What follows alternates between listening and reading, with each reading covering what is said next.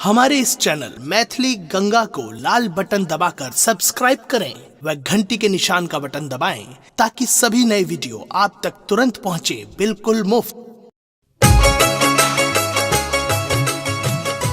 धोती कुर्ता हाथ में लाठी मुंह में मगही पान पग पग पर भेटैत अछि जतऽ माछ आ मखान ओहि मिथिला के मिल कऽ सबके आउ करी गुणगान कियाकि ई मिथिला के धरती अछि भारत के शान भारत के शान।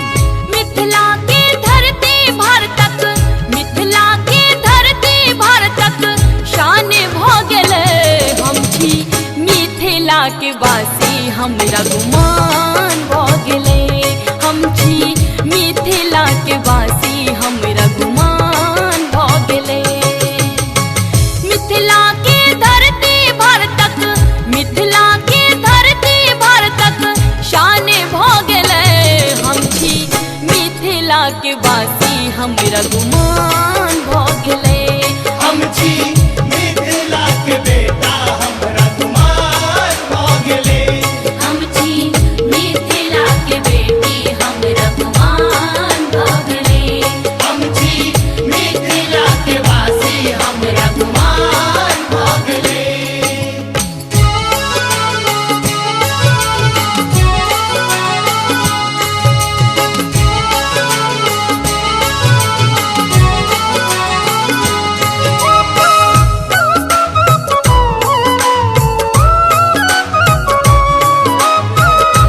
अपने सुंदर लक्ष्मी गंगा कैसे दिखती होय छै रामायण गीता के घरे घरे पाठियो घरे घरे पाठियो संस्कृति की रक्षा के चर्चा होय छै दिन और रातियो होय छै दिन और रातियो होय छै रामायण गीता के घरे घरे पाठियो संस्कृति की रक्षा के चर्चा होय छै दिन और रातियो मात पिता के सेवा में भगवान भ गेलै मात पिता के सेवा में भगवान भ गेलै हम छी मिथिला के वासी हमरा गुमान भ गेलै हम छी मिथिला के बेटा हमरा गुमान भ गेलै हम छी मिथिला के बेटी हमरा गुमान भ गेलै हम छी मिथिला के वासी हमरा गुमान भ गेलै।